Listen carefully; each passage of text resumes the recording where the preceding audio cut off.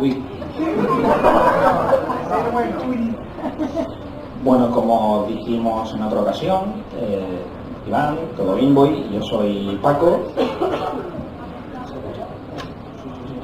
Buenas tardes a todos y gracias por haber venido a escucharnos y aguantarnos un poquito. Efectivamente, como dijimos en la otra ocasión, el tipo, sí, caballero. Mola. Que tengo un libro aquí. Un icono. Ah, tengo un icono. En realidad soy un bello unicornio. Muchas gracias. Espero que se me quite cuando salga, ¿no? Como decía en la otra ocasión, el tiempo es algo muy valioso y agradecemos de todo corazón que vengáis a invertirlo un poco en esta presentación, donde pretendemos que se haga justicia. Nos gustan mucho los videojuegos. En mi humilde opinión, todo lo que tiene botones es susceptible de ser que se juega y disfrutado, pero hay que mirar los registros de la historia. Si bien es efectivamente una perfecta comunión con todo Game Boy, nos encantan las portátiles, es de justicia hablar de la Master System. Vamos a ver, según en qué facción del mundo nos situemos, ¿es una perfecta y absoluta desconocida o es la consola más vendida de todos los tiempos? Curiosamente, en Japón, que es la sociedad más culturalmente plural y tolerante con el mundo de los videojuegos, las ventas fueron testimoniales, Estados Unidos fueron testimoniales, pero si hablamos de Europa, la cosa cambia. Y en el resto del mundo hay diferentes facciones que ahora iremos comentando poco a poco. Es una videoconsola que se anticipó, tenía grandes licencias, tenía grandes títulos, pero se anticipó demasiado a su época. Bueno, luego lo volveremos a comentar, pero si bien en Nueva Zelanda Nintendo no vendió lo suficiente, es una consola legendaria, pero si vamos a Brasil... Sí, allí tuvo un éxito y aún sigue vendiéndose Master System. Y la verdad que el auge allí fue impresionante, cosa que vendieron más Master System 2 que en Europa y el resto del mundo entre Mega Drive y Master System juntas. O sea, es brutal. En el mercado brasileño es una consola legendaria, llegó a haber incluso una Master System 3 que la arquitectura interna la habían mejorado. Ah, mira, de hecho la tenemos aquí. Esta de aquí. Tenía, en vez de 4 megas, tenía hasta 8 megas, que era propio de la Game Gear, adaptaron juegos de la Game Gear. No solo eso, sino que supieron adaptarse a la cultura de masas, a los medios audiovisuales. En Brasil, para Master System, había un juego del Chapulín Colorado, por ejemplo. Había, bueno, Wonder Boy no es tal. Wonder Boy era sustituido por una niña que era... ¿Cómo? María es un personaje de animación que incluso tiene un parque temático. Sustituye a Wonder Boy, bueno, pues en vez de ir con una espada, va con un osito de felpa, un osito de peluche, y hace conjuro del osito. No nos perdamos que la Master System en Brasil tiene un Street Fighter 2, que lo veis y no os lo podéis creer. Pero bueno, vamos a ir a los orígenes, empezaremos un poco desde el principio. Empezar y vamos a poner un vídeo donde se nos explica un poco lo que es la historia de los comienzos de Sega, cómo empezó y cómo terminó. Este vídeo lo podéis ver todo perfectamente. Son muchísimas las compañías que entran al gran mundo de los videojuegos hoy en día. Sea cual sea el propósito, las empresas siempre han buscado diferentes formas de marketing para ganar beneficios y sin duda, los videojuegos es un buen ámbito para que quiera empezar a dar frutos. Muchas empresas han cosechado éxito en este fuerte mercado, otras empresas pues pasaron por aquí sin pena ni gloria, que más, pero otras lograron cautivar a miles de jugadores que incluso hoy en día son consideradas como empresas legendarias. En este caso no, pero da igual.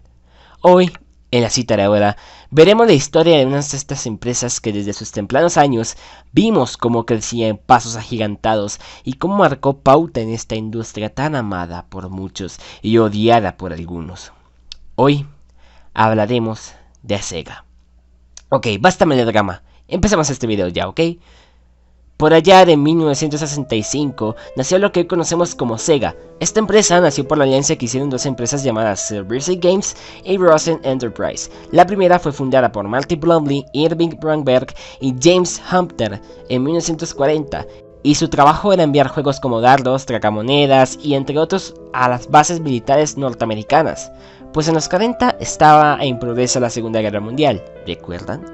Y la segunda, Rosen Enterprise, fue fundada por David Rosen en Japón en 1955, después de su arduo trabajo entre los soldados norteamericanos. Hasta aquí podemos dejar en claro de que Sega no era del todo japonesa. El primer juego mecánico de esta empresa fue uno llamado Rifleman en 1967.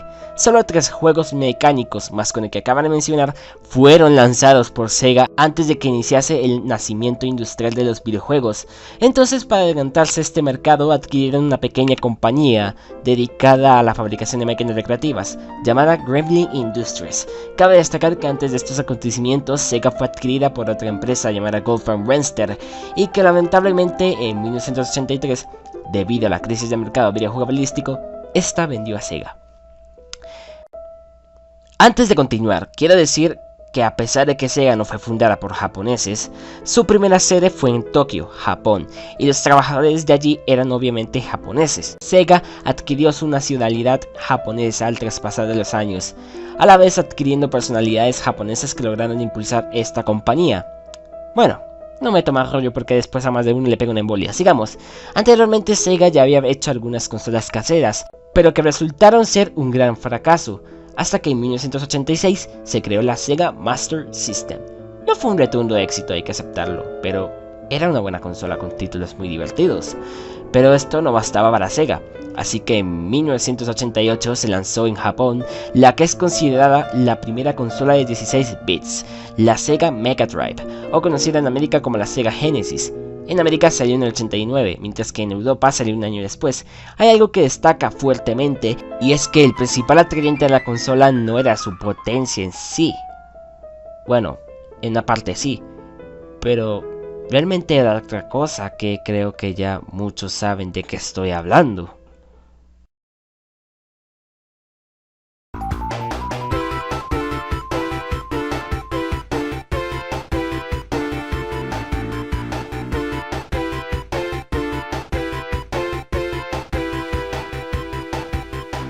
En 1991, Yuji Naka, Naoto Shima y Hirosaku Yasuhara crearían la principal razón por la cual Sega se hizo popular: Sonic el Erizo. A partir de aquí es donde nace una nueva era brillante para Sega. La consola fue líder durante varios años en el mercado videojueguístico y Sega fue recompensada por miles de dólares, pero esto también desató una gran guerra. Una muy grande. Muchos sabrán que Sonic es la competencia directa de Mario, de Nintendo. Esto es muy obvio. Durante muchos años, Nintendo lideraba el mundo de los videojuegos y existía sin preocupaciones, pero cuando llegó la competencia, se armó la gorda.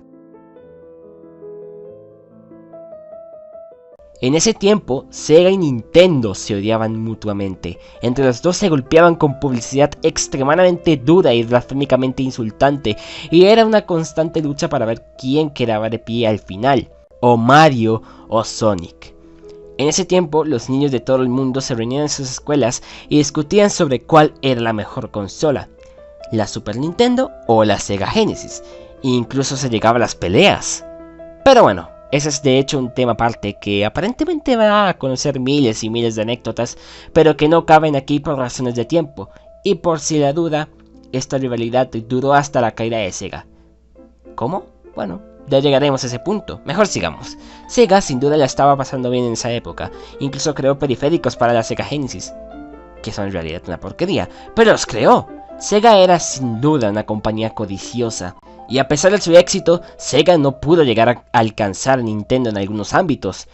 Pero lo que sí es cierto es que el mercado de los arcades fue casi dominado por Sega, por lo menos en el principio, gracias a juegos como OutRun, Shinobi, Virtual Fighters, Golden Axe, en fin, sigamos. Por lo tanto, esto llevó a que se crease la Game Gear. La Game Gear es una consola portátil a color de una potencia de 8 bits que fue lanzada en Japón en 1990, mientras que en América y Europa se lanzó en 1991. Obviamente esto se hizo por la necesidad compulsiva de Sega de superar a Nintendo, cosa que no pasó. La consola tuvo varios años de vida. Duró hasta 1997, no está mal. La razón por la que la consola no fue un éxito fue por su precio y las 5 horas de duración de las baterías. La Game Boy resultó ser la ganadora, y de hecho la Game Gear era mejor que la Game Boy. Pero, claro, tenía sus fallas. La Game Boy salió ganando al final. En fin, En 1994 en Japón y en 1995 en América y Europa fue lanzada la primera consola de 32 bits, la Sega Saturn.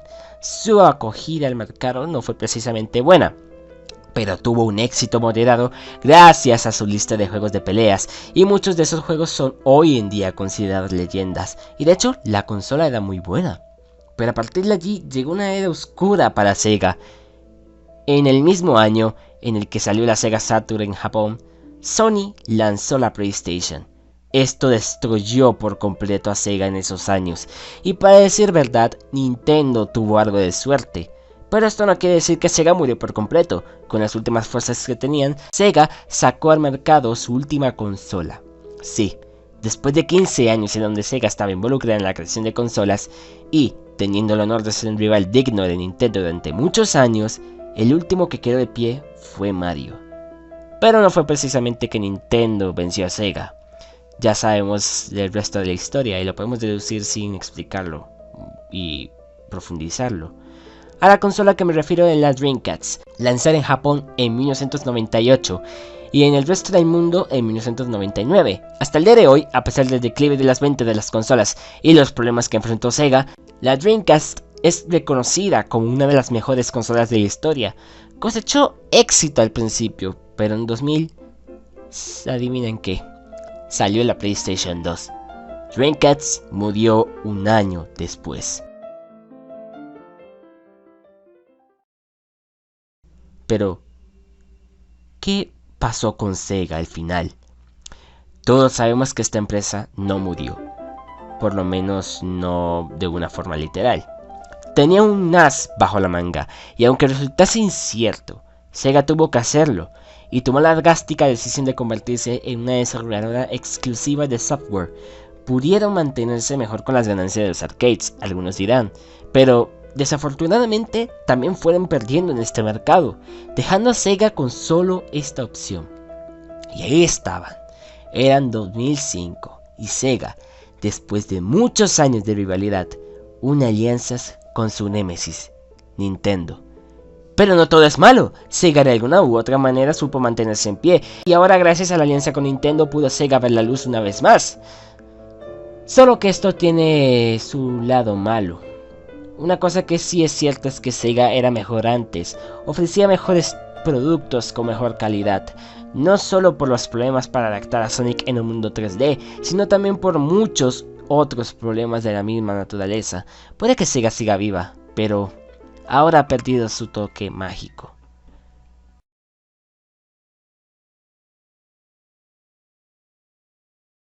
En conclusión, Sega marcó un punto y aparte en nuestras infancias, y es increíble repasar la historia de Sega, una empresa de videojuegos que lo dio todo por esta industria del videojuego. Sega quizás no sea la misma de antes, pero estará siempre en nuestros recuerdos. Su legado nunca morirá.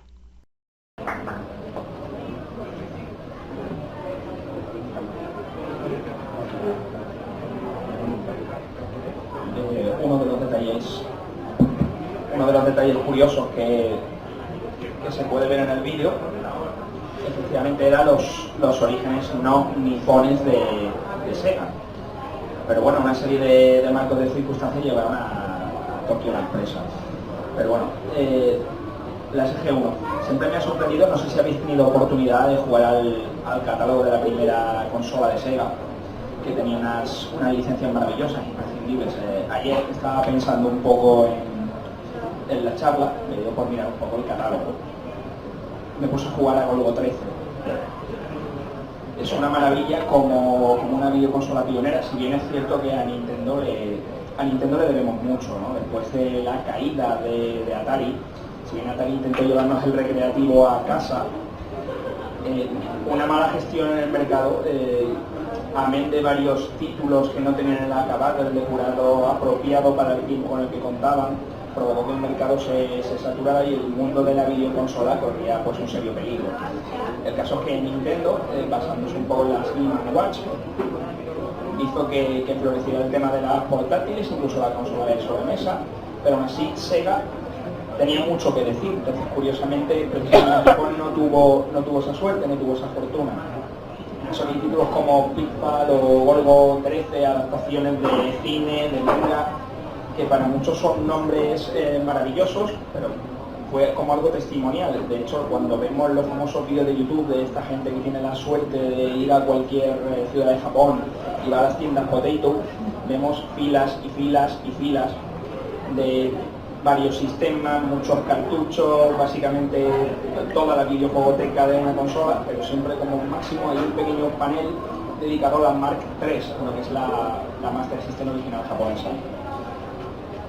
En fin, ¿quieres añadir algo del vídeo? El tema de la SG-1000, que la verdad se sacó... ¿Hola? Ahora sí. El tema de la SG-1000 fue un paso, la verdad, relativamente corto. Salió en el 1981 como prototipo, vendió muy poquitas unidades y ya oficialmente salió en el año 83, ya de forma oficial, y tenemos la lista de ventas fuera muy poquitas, la verdad, una pena. Después Sega sacó la SG-1000 2.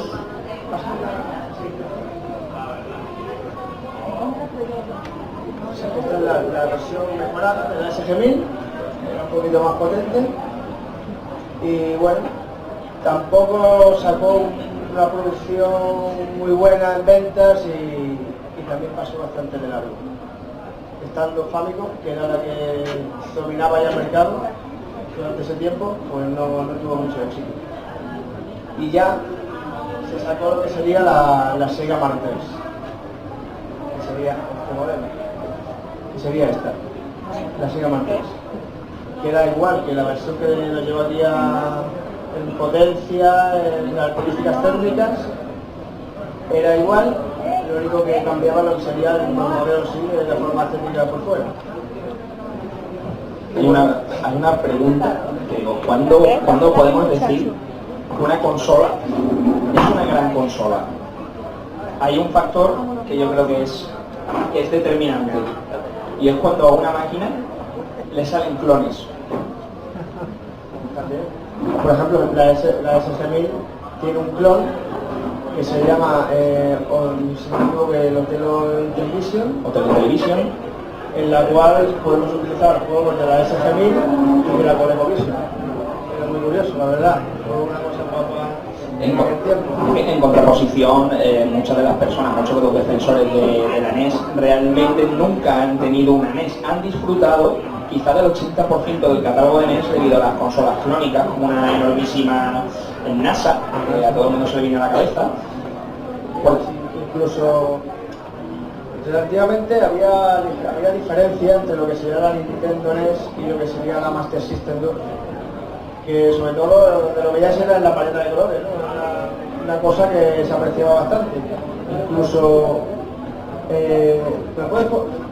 ponme un vídeo, hay un vídeo donde se aprecia lo que sería la diferencia entre un juego de NES y uno de Master System 2, ¿vale? Vídeo comparativos, ahí llame cualquiera, el que tú quieras. Por ejemplo, el de Spiderman. Vamos a ver el de Spiderman, por ejemplo, ¿vale?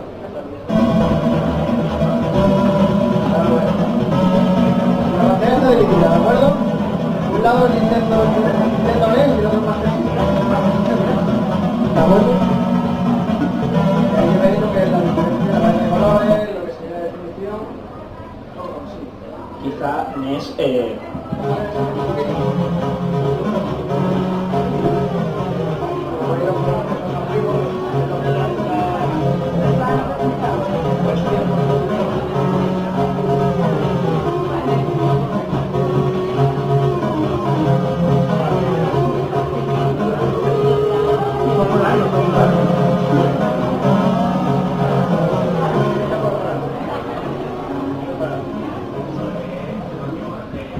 ¿Ahora? Sí. Pues como veis, la verdad que hay una diferencia en el tema del colorido bastante importante, ¿no? lo que es muy curioso es el tratamiento publicitario, que ahí es donde veo que Nintendo se llevó al gato al agua. A todo el mundo se le viene a la cabeza aquello de ven al mogollón, ven a la Nintendo, ¿vale? O aquello de eres un fenómeno Game Boy. Entonces tuvo un tratamiento publicitario muy curioso. Nintendo se supo adaptar al mercado americano. Todo el mundo ve esa NES que tiene forma de vídeo VHS, que se mete el cartucho y baja, porque efectivamente lo que es el formato del cartucho de Master System mantenía la filosofía y el tamaño del cartucho japonés. Entonces tenía una publicidad a priori que parecía más sobria, aunque acto seguido con el paso de los años la publicidad de Sega se hizo bastante macarra y eran ataques directos a Nintendo, sí, una violencia explícita dentro de los anuncios que eran famosas. Era mucho más agresiva, el tema de Sega en lo que sería anuncios era brutal. Había un niño en el patio del colegio jugando a una Game Boy, le golpean en la cabeza con una ardilla muerta, empieza a ver colores y le ofrecen en un portal espacio-temporal, le ofrecen una Game Gear y ya.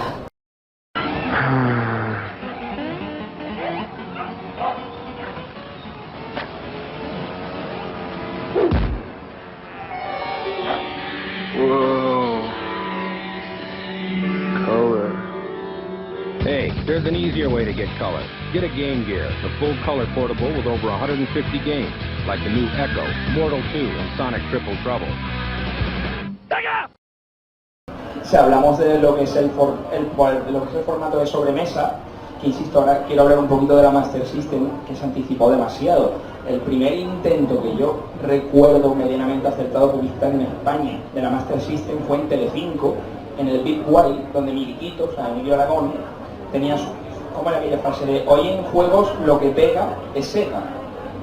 ¿De acuerdo? Entonces la primera vez que había niños esperando para jugar al Altered Beast en la Master System, y bueno, y pasaron una serie de cosas, como que Miliquito luego se fue a Antena 3 a promocionar El cerebro de la bestia, nunca se lo perdonaré, pero bueno, recuerdo que era una época en la que la publicidad era muy viral en este sentido. La Master System, vamos a ver. Si bien recordamos al creador de Game Boy, que yo creo que por contrato firmado hay que decir cada 2x3 que le inventó, se le tiene un respeto, le hacen 40 reverencias. Es como lo que pasa en Sega se queda en Sega. ¿Quién inventó la Master System? Sega. ¿Quién la distribuyó? Sega. ¿Y quién juega a los cegueros, no? O sea, es como todo queda en casa. Y me imagino un montón de ejecutivos sentados, vamos a ser pragmáticos haciendo un diseño de una Master System. Pero fijaos cómo se adelanta su época. Estamos hablando desde principios de los 80, mediados de los 80, que ya tiene entrada para AV, Super AV, aparte del RF, Reset, pausa, para tarjeta, que experimentó con la tarjeta, no hubo muchos títulos, pero experimentaba con la tarjeta. Tenía también, por ejemplo, la entrada, teníamos opciones para el tema de las gafas 3D, había un slot de expansión aquí atrás también. Efectivamente. Y bueno, la verdad que era mucho mejor el tema de conexión y calidad de imagen y todo, pues le sacaba, la verdad que le ganaba por goleada a la Master System 2. Lo que pasa es que claro, quisieron abaratar costes y anularon lo que es la unidad de RGB que tenía la Master System 1 y ahí quedó. Detalle curioso del pragmatismo nipón, como diciendo, oh tú europeo que no sabes jugar, ni sabes lo que es una videoconsola. Esto de aquí, que de pequeño me recordaba al símbolo del Corte Inglés, os acercáis y es un mapa conceptual de esto es una consola, si conectas esto con esto pasa esto, el resultado es diversión. Es increíble, aquí está. O sea, están como una especie de instrucciones integradas en la carcasa. Está, bueno, he pasado 2 o 3 días muy intensos, yo necesitaba nuevamente tener una Master System y bueno, Iván me ha proporcionado una Master System 2 y bueno, he estado experimentando, he puesto una Master System 1 y 2, una al lado de la otra, 2 televisiones de tubo, que es como hay que jugar al tema del Pixel, con los mismos títulos, y yo no daba crédito a la diferencia que había. O sea, si la Master System 2, ojo que le tengo todo el respeto del mundo a Nintendo porque me ha dado muchísimos ratos de felicidad, en casa de vecinos, primos, colegas, pactábamos los Reyes Magos para intercambiar juegos, pero si bien la Master System 2 se notaba esa diferencia de calidad, con la Master System 1 es asombroso, que tenía los gráficos y la fluidez de algunas máquinas recreativas de la época. Pero, claro, el problema era Super Mario Bros. Super Mario Bros. El fontanero con bigote a priori parecía... Caló mucho y se quedó. Sonic, hombre, Sonic fue el boom que hizo que Sega pegara el pelotazo y vendiera Master System 2 a Corrillo, y a Mega Drive, fue todo, porque era la mascota completamente. Pero es curioso como Sega, que bueno, parece que cuando va a sacar alguna creación se estruja la cabeza. Todo el mundo recuerda a Sonic, pero yo estoy seguro que si habéis poseído una Master System 2, en la musiquilla de Alex Kidd la tenéis en la cabeza por lo civil o lo criminal. Que había Fue el intento de mascota de Sega. Fue el intento que hablaba un poco de la historia y de la mitología china, del viaje del hombre mono. Obviamente Alex Kidd es un niño mono, se adaptó porque originalmente Alex Kidd, el niño que comía hamburguesas, comía bolas de arroz, y se adaptó y comía hamburguesas. Y fue un juego que creó muchos adeptos. O sea, hay muchas personas que llevan jugando desde los años 80, pero ¿cuál es tu juego favorito? Y se ha clavado como un clavo ardiendo Alex Kidd, que tenía una cosa muy curiosa, que era el factor aleatorio en el juego, es decir, piedra, papel, tijera, que no sabes lo que podía suceder y podías perder una vida. Pues, bueno, y lo curioso, y una cosa curiosa que tiene Master System, ya hablando de lo que serían los juegos, ¿no? Sí, ¿no? De las carátulas, ¿no? Por ejemplo, ¿no? Las carátulas que empezó Sega a marcarse al principio, que la verdad es que eran cutres, eran muy cutres, vamos. Esto aquí no sé, no, vamos, que no se mató mucho, sí de claro, no se mató. Hasta que ya, bueno, pues ya empezó la cosa a mejorar, ¿no? Por ejemplo, la Astroneus, más bonita, y ya la de Sonic, pues, la verdad que ya fue una currada. La portada de... Ya fue a mejor, ya la cosa. La portada de Outrun, porque Outrun es uno de sus juegos franquicia, es denunciable. O sea, es muy denunciable. Y la de Rocky Balboa, es para quitarle el sueño a un niño. O sea, es un vídeo de olla. Lo curioso es que intentando con el paso del tiempo, porque bueno, lo que es la retroespeculación del videojuego ha llegado. Ya he contado varias veces de llegar a un puesto en una feria de videojuegos y decir, oiga señora, ¿cuánto vende usted este cartucho? Me dice, a 300 euros. Y te va siendo el cartucho. No hay más remedio, ¿no? Pero bueno, curiosamente lo que es la retroespeculación todavía no ha llegado muy fuerte ni a Game Boy, ni a WonderSwan, ni a Master System. El caso que es una consola que es muy valorada, pero como encontrar una Master System 1 se hace un poco complicado. La gente pues intenta conseguir la Master System 2 incluso con modificación. ¿Por qué? Porque ahora poner una consola por el precio es complicado. Hay personas que realizan una modificación para poner el descargo, el AV a la Master System 2. Sacar el RGB directamente. Uno de los principales detractores de Sega es un caballero que tiene una tienda que trabajó este señor se llama Martín, trabajaba en Spaco, tal, pues tiene una tienda en Vallecas, en Madrid, que fue el hombre bueno haciendo modificaciones a las consolas en general. Y ese hombre, cuando era yo muy jovencito, que hablé con él, me decía que a la Master System no le gustaba nada en absoluto, ¿verdad? Pues cuando él la vio modificada por AV y no a 50 sino a 60 Hz, ese planteamiento, ese catálogo que tenía, porque estamos hablando de un Outrun, un Space Harrier, que el Space Harrier te daba la opción de jugar con una gafas 3D, un Operation Wolf con pistola, que no hay color, se ven los píxeles perfectos. Y es una maravilla jugar a la vista, realmente, es que no tiene nada que ver. Es que si bien os digo que si llega una persona y os dice, mira, te voy a vender esta Game Gear que nunca ha sido usada, está precintada, no la compréis la Game Gear. La Game Gear tiene un fallo de serie que los condensadores explotan solos y se corre el mecanismo interno, o sea, mal, aparte de cuántas pilas gastaba. 6 pilas, o sea, infinito más 1 pilas y 5 horas, o sea, una ruina. Le ponéis el cargador de la Master System, es una consola que mola por catálogo, pero bueno, yo creo que, fijaos, el hincapié de que Game Boy era una máquina que parecía que tenía las de perder porque iba a pila, la pantalla verde y una gran ganadora, porque todo el mundo se viene a la cabeza, voy a jugar a la Game Boy, o sea, cualquier portátil de cualquier marca, gente que, bueno, que pasa un poco de videojuego le llama Game Boy, igual que todo el mundo juega a la consola de tele y llama a Play. Se le queda.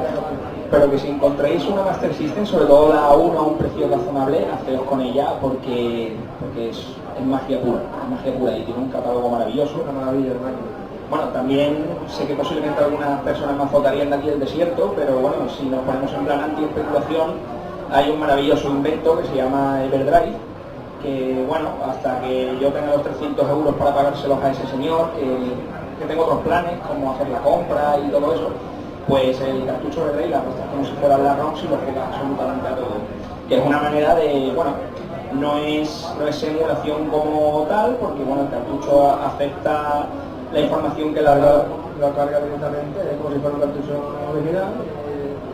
Bueno, ahí hay opción de jugar a títulos, todos los que conocimos desde muy jovencitos, jovencitas, a incluso cosas que nunca hemos visto, como aquellos títulos que están por ver. Sí, insisto, un Street Fighter 2 de la Master System es impagable.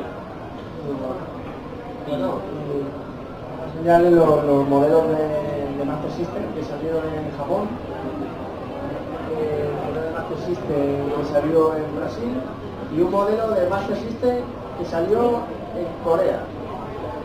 Que justamente, ¿cómo se llama? ¿El modelo de Corea de Master System? Game Boy. Game Boy.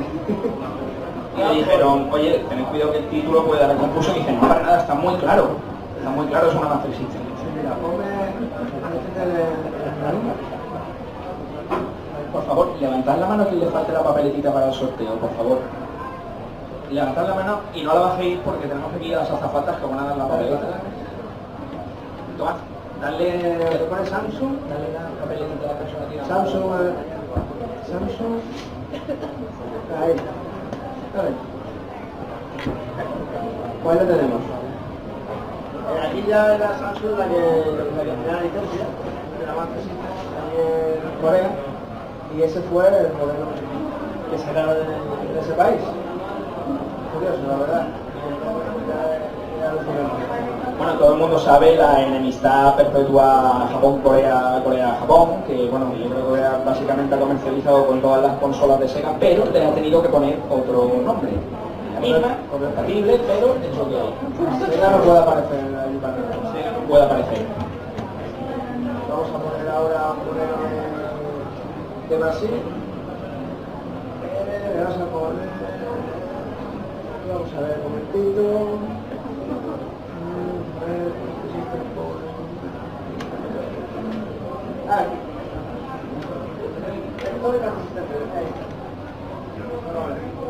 Este modelo, la verdad, es precioso.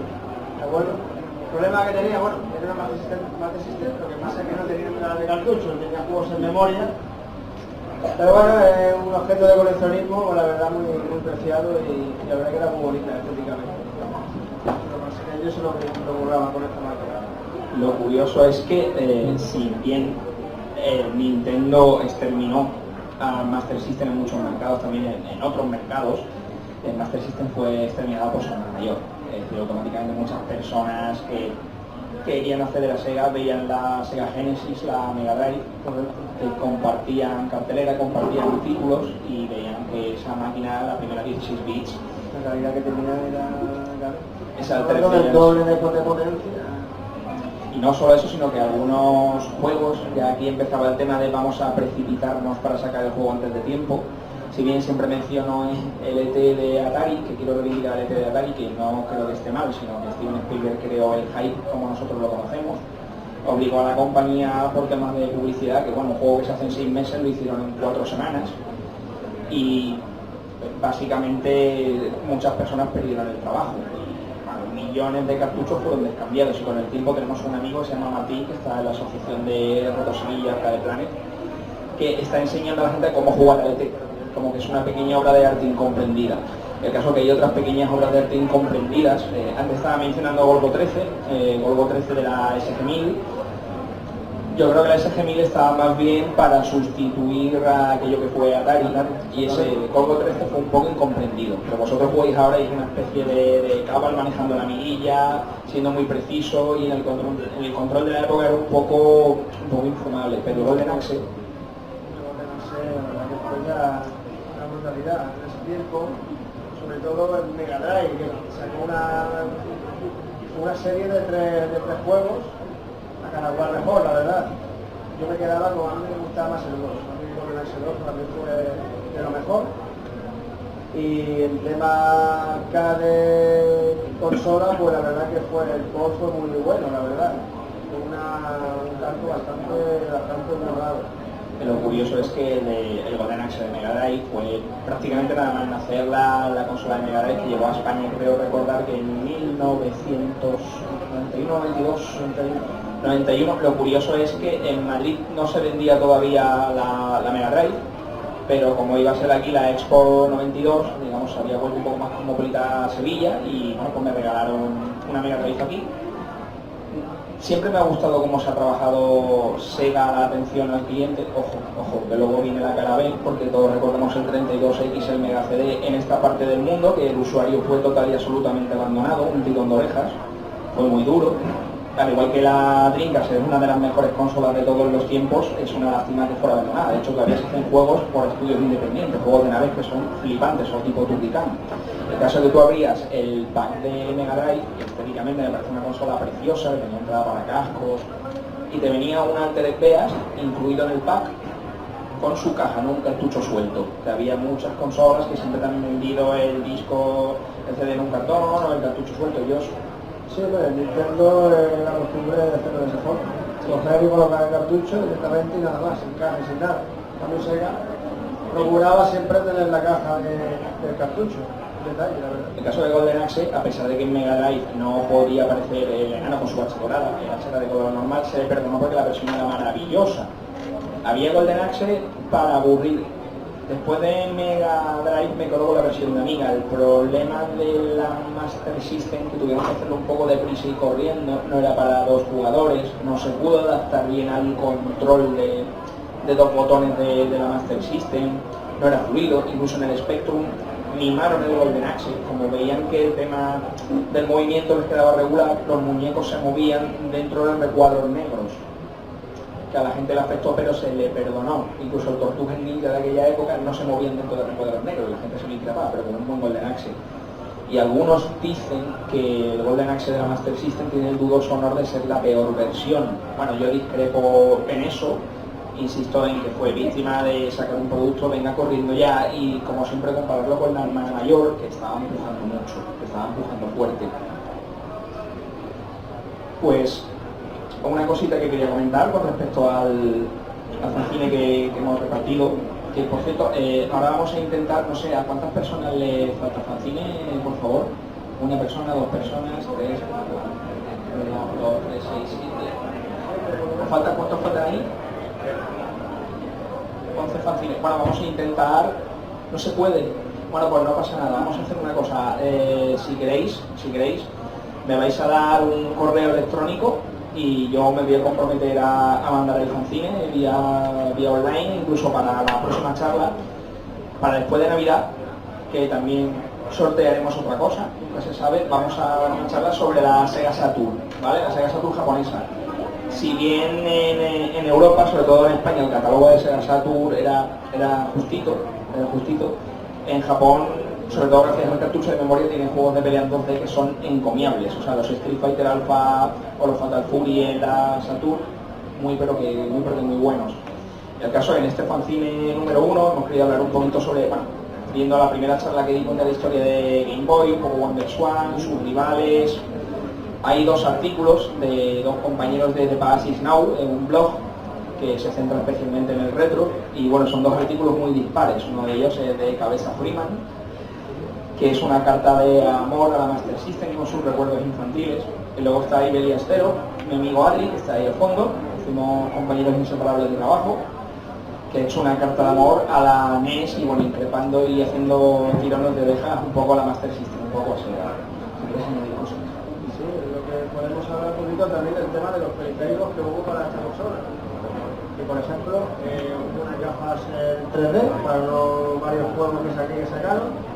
Si nadie se lo ha dicho nunca, lo vamos a poner aquí en la imagen para que para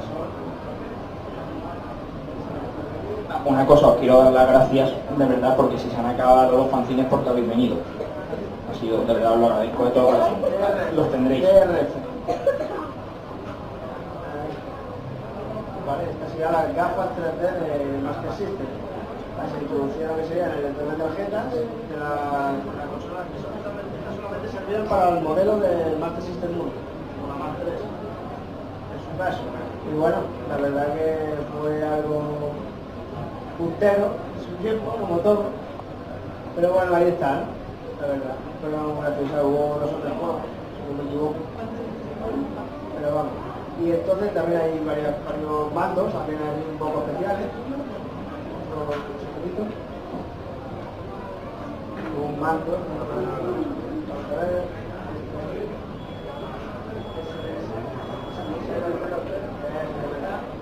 Un mando tipo de cola, ¿vale? Y la verdad que fue curioso para el tema de los videojuegos de deportes y todo eso, pues lo genial. ¿Tienes también, hemos traído fotos del adaptador de Master System a Genesis? Sí, claro, también, exactamente. Sega sacó para lo que se compraron lo que sería la Mega Drive, pues, lógicamente, y tenían la Master System o la venderían en su día y te irían juegos, pues diría, bueno, pues vamos a dejarlo en la estacada y sacaron lo que sería un periférico para adaptar los juegos de Master System en Mega Drive. ¿De acuerdo? Había dos modelos. Tenemos el de Master System 1, que sería este de aquí del número, Master System Power Wave Converter. ¿Vale? Esta fue la versión de la primera Mega Drive. De acuerdo que este era el mejor, ¿vale? Porque este lo que incluía era también el lector de tarjeta. Cosa que mejoraba lo que sería la Master System 1. Teníamos ya todo el sitio. Un detalle. Mejor que la Master System 1. Es que además una de las cosas muy características que había sido sacrificada era el LED, la lucecita de ver si estaba encendida, y sí lo tenía. Sí lo tenía el adaptador. El adaptador espero que lo conservéis porque ahora vale una pasta. Una pasta. Sí, también sacaron otro convertidor para lo que sería Mega Drive 2, que era una. Vamos a ver. Master Converter 2.1. Exactamente. ¿Vale? Y era esto, era algo más sencillo, más rudimentario, entrar el cartucho arriba y poco más, y el pause que lo tiene ahí en medio. Obviamente ya aquí ya le quitaron todo. Ya el de tarjetas pues ya no existía, y la verdad que bueno, una pena. ¿Qué más? Bueno, y también había un volante, también, parece como de piloto de avión, ¿de acuerdo? Que es aquí, ese Master System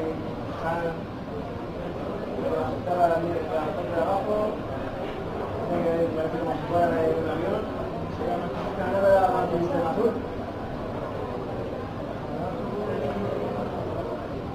Más para la izquierda. Ahí, dale, perfecto. Pues esta fue uno de los volantes que tuvo la Master System. La verdad que curioso, parece hubo un periférico que hubo cierta controversia con en los años 80, principio hasta finales de los 80, la información valía su peso en oro, no podíamos entrar en internet a buscar dicha información, entonces para poder jugar a un juego, un periférico, estábamos pendientes de que lo pusiesen en un bit, en el Corte Inglés, en un Alcampo para poder jugar, experimentar, opiniones, porque incluso lo que es la prensa física que había en aquel entonces, cierta información que no conocía, llegaba a inventársela. Había un poco de confusión. Había un periférico que a día de hoy hay quien te dice que sí y que no. No sé si recordáis una silla que hubo para Mega Drive. Una silla que hubo para Mega Drive que algunos decían que era para jugar el Space Harrier, que algunos sostenían que se podía jugar con esa silla a una Master System, para solo para Space Harrier, y bueno, pude jugar una vez a la silla y creo que funcionaba mediante ilusión, ¿no? Un poco extraño la parte. Como el guante también, hay un guante también, con el guante también podías hacer el movimiento, con la circular. Incluso había lo que sería un sensor en el suelo, era una especie de hexágono, si no me equivoco, y allá estaban los movimientos, nunca lo probó. No sé si eso no creo que fuera muy preciso, la verdad, porque en aquel tiempo no veía yo mucho los sensores muy bien, la verdad. Pero bueno, lo sacaron y bueno, ahí se quedó. Y bueno, ¿qué más? Si quieres, bueno, hemos preparado el sorteo de muy pobre. Vamos a sortearla. La voy a enseñar.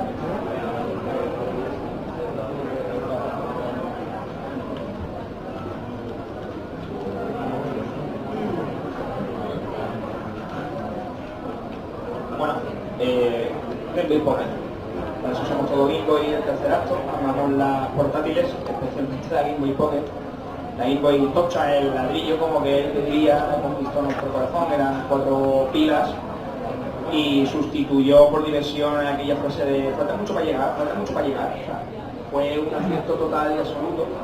Salió Game Boy Pocket, que era bastante un poco más grande, pasamos del verde al blanco y negro con alguna tonalidad más en el contraste,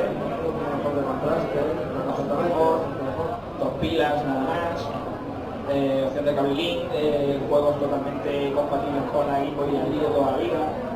Algunos no perdonaban que muy poquito después, a los pocos meses salía Game Boy Color, pero bueno, si me apuntáis con un arma de fuego, yo prefiero el catálogo de Game Boy, de Game Boy Color. Siempre me han sorprendido, e insisto, porque hubo una época que todo el mundo quería la máquina recreativa en su casa y había versiones de recreativas que unas quedaban bastante mejor que otras. Pero vemos sobre todo los juegos de naves, los juegos de naves japoneses, los que van con patrón, que la pantalla se inunda de disparos que tenemos que esquivar. Las versiones de Game Boy quedaban muy dignas. Incluso los juegos de pelea de Game Boy quedaban muy dignos. Era algo muy curioso porque los nipones, bueno, ya que por el tema de la fiscalización, porque se le dio el mismo reto fiscal que a los bingos, a las tragaderas de las máquinas recreativas en España, las máquinas desaparecieron porque no eran rentables. En Japón han continuado, nunca han desaparecido y adquirieron cierta profundidad. Es decir, el japonés piensa que la videoconsola es un concepto intimista para jugar. Y ellos hacen vida social en los recreativos. Para ellos es mucho más que una afición jugar. Es un ritual poner tu nombre, tu letra, que forma una palabra que te diga quién eres y que tú tienes el máximo récord, ¿no? Su forma de socializar es a los juegos de baile, los juegos de música en general. Una pasada. Bueno, el caso que voy a aprovechar, aquí José Luis y Victoria son compañeros de Retro Sevilla de Arcade Planet. Levantad la mano, por favor. Pues bueno, Retro Sevilla Arcade Planet, el polígono Pisa tiene un salón recreativo de los de antaño. Hace poco fue Retro Sevilla en Dos Hermanas y se montó una allí que fue tremenda, un salón recreativo, una exposición de consolas, ordenadores, hubo de todo, un mercadillo, una monstruosidad. Y os invito a que vayáis a la calle Nobel 5 a Retro Sevilla, que tiene un salón recreativo y podéis hacer socios por un día. Hacen trabajo muy digno de Indiana Jones, es decir, es ir a Dios sabe dónde, conseguir una máquina, no hacerla desde cero, sino conseguir una máquina, restaurarla con las placas ya más grandes, auténticas, y de verdad que es una gozada jugar al Pan, jugar al King of Dragon como hay que jugar. Y ahí tenéis vuestra casa. En el caso, para las papeletas voy a por ellas. Están en el atril, en el marquito, lo puse ahí. Pues vamos a proceder.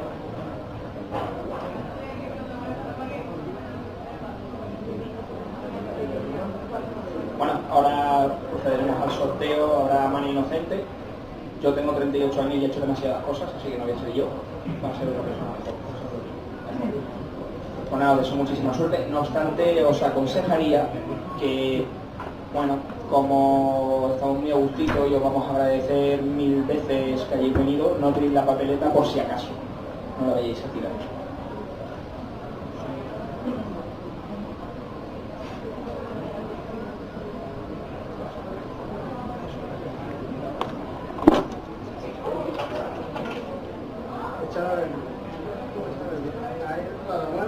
Echa adentro, mientras la mano empieza a remover. Bueno, mientras se está removiendo la mano inocente, ¿cómo te llamabas?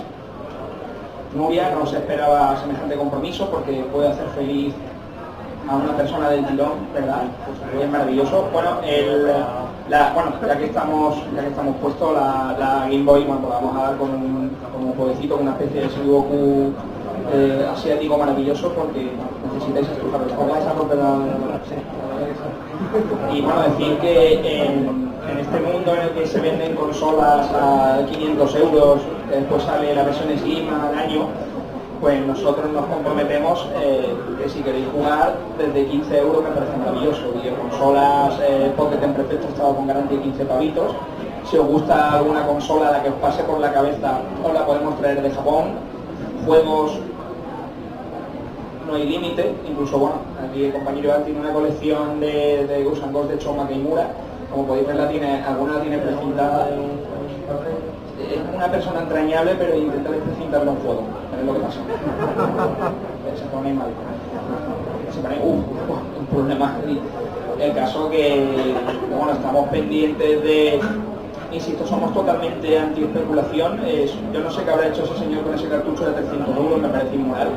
Pero nosotros tenemos cositas desde 2 euros, el de 2 euros, juego fantástico. Correcto. Hablando del tema de la especulación, lo que ha sido una cosa que ha salido ahora, ¿vale? El tema de la Nintendo NES Mini, que la verdad que, por mi opinión, la verdad que ha sido espectacular el tema de la especulación que había con esa consola. Impresionante. Que de un día para otro una consola que valga 56 o 60 euros, que pase a venderse ya a 100, hasta 150 ya lo yo. Me quedo helado. Solamente un pequeño hincapié en eso, ¿no? El tema de la formulación. Sí, bueno, ¿qué valor tienen las cosas? Que nosotros le queremos dar, ¿no? Y los recuerdos son maravillosos, pero de forma razonable. Yo soy muy pro de los cartuchos de Everdrive, porque en un cartucho tenemos todo almacenado y podemos jugar cuando nos apetezca. Y si llega una oportunidad, yo sé, yo quería una Master System, la mía lamentablemente en una mudanza de Madrid a Sevilla me fue sustraída, me sustrajeron mi Master System, mi Spectrum y mi Mega Drive. Daría lo que fuese por coger a ese tipo, en serio. Pero bueno, sí, daría lo que fuese, en serio. Pero el caso que, bueno, que el otro día me ha conseguido una, un precio muy bueno, muy sensato, y estamos pendientes de Nintendo 64 japonesa, de Saturn japonesa, Famicom, un poquito de todo, que podéis mirar la página de Todo Ritmo y en el fanzine. Y bueno, pues en mi canal, el tercer acto, separado y con letras, aparte de videojuegos me gusta el cine, literatura fantástica, cómic. Para ser hijo de trabajador pues me gusta todo, ¿no? Básicamente. Os invito al tercer acto, lo podéis ver por aquí, si os gusta, os suscribís. Bueno, sin más dilación, Nuria con su mano inocente, vamos a ver, no tiréis la papeleta. Bueno, a ver, si nadie asume que ha ganado el premio, pues hay que seguir buscando. ¿De acuerdo?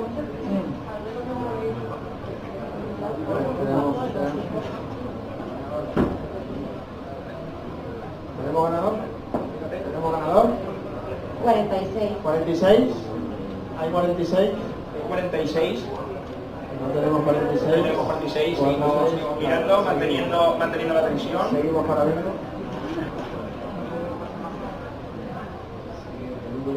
¿La pocket o la lata? La lata. 18. 18. Alguien tiene 18. Pues nada, seguimos con el... Ahora, seguimos.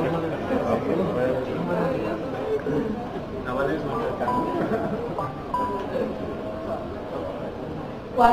4. ¿No está el 4? A ver si os habéis quedado con la que os anda la gina de vuelta.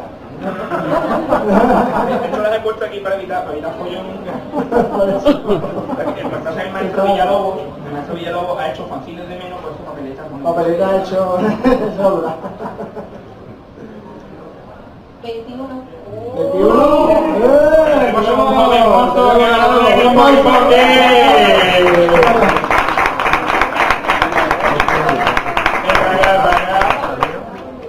¿Cómo te llamas? José Manuel, ¿para dónde se va Game Boy Pocket? Para acá, aquí en Sevilla. Perfecto. Un placer. Disfrútala. Digo, te la voy a poner bonita para que te la lleves. Muy bien. Vamos a ir.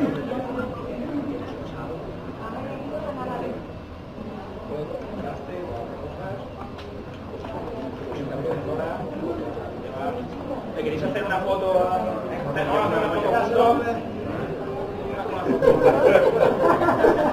Uy, vaya. Recuerdo que me tocó así. Espera. Venga, mira.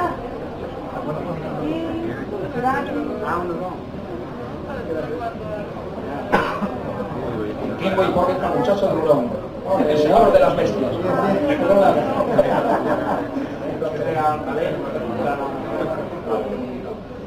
Lo que estaba comentando, nos vamos a dar los teléfonos porque todo lo que se adquiere en todo Game Boy tiene garantía. Ahí no pasa absolutamente nada. ¿Vale? Y ahora vamos a hacer otro pequeño sorteo porque vamos a sortear un cartucho.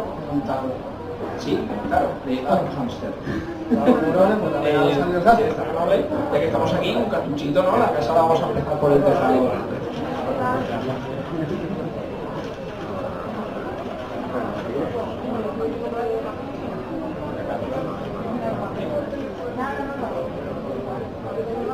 Vale, siguiente. 21.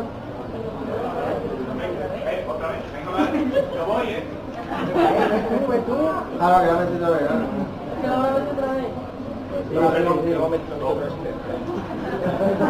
Perdón, fallo. 24.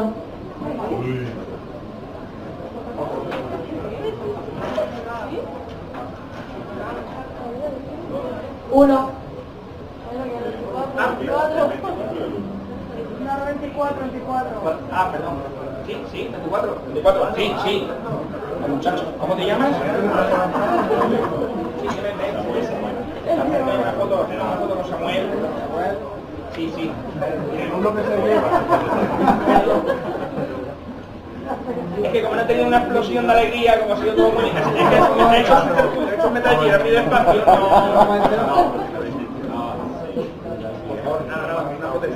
En Seiden, que es un gran juego de Master System, y no lo has mencionado, entonces. Hay muchísimos.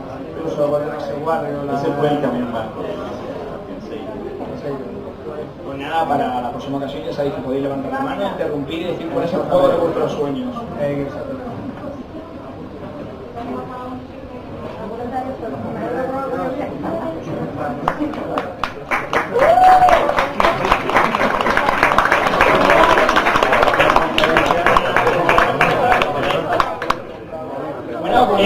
Bueno, una cosa, vale, no, en principio no, la Master no la vamos a sortear. De hecho esto es una pequeña, es prestada, es una pequeña cortina de humo, no podemos, pero bueno, si os apetece, hemos traído cositas niponas, es decir, semillitas del horno japonés, el cartucho de Game Boy en su cajita con las instrucciones, bla bla bla. Si queréis acercaros ahora aquí a mostrar un vistacito lo que tenemos, nos damos los teléfonos, un apretón de mano, todas esas cosas. Encantado de la vida y por favor ahora nos damos teléfonos, correos para la gente que se ha quedado sin fanzine. Y hay un aviso para después de Navidad, vamos a hablar de Sega Saturn, esa grande en Japón, y pues sortearemos otra cosa, quién sabe. Gracias por venir, a todos y a todas.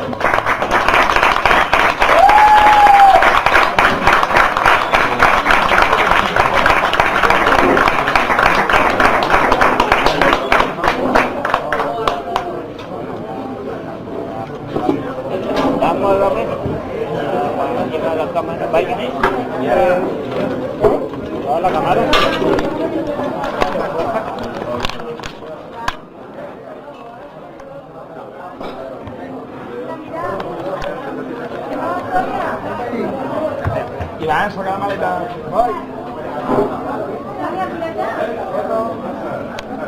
¿Qué tenía esta? ¿Ya tenías? Las máquinas. No, pero muchas veces es como si ahora regalamos un juego de Play 3, no da importancia. No da importancia.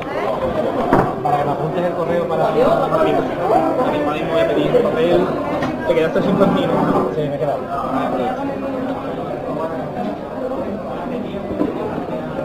Tienes que decir la marca de una tela que usaban la Game para que te lo pases 5 horas. Alcalina 200 pelas.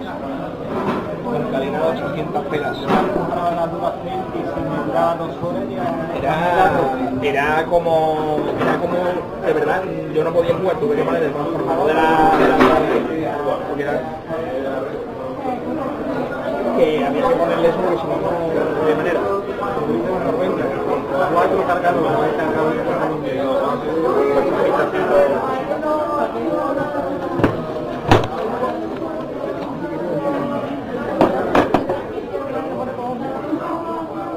esa es Victoria, ¿no? Si queréis un vistacito.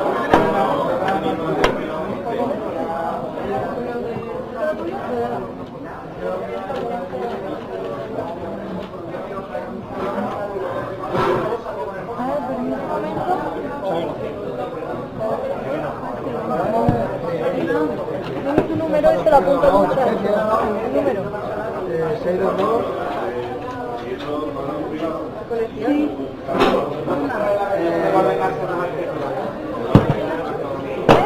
58. 27.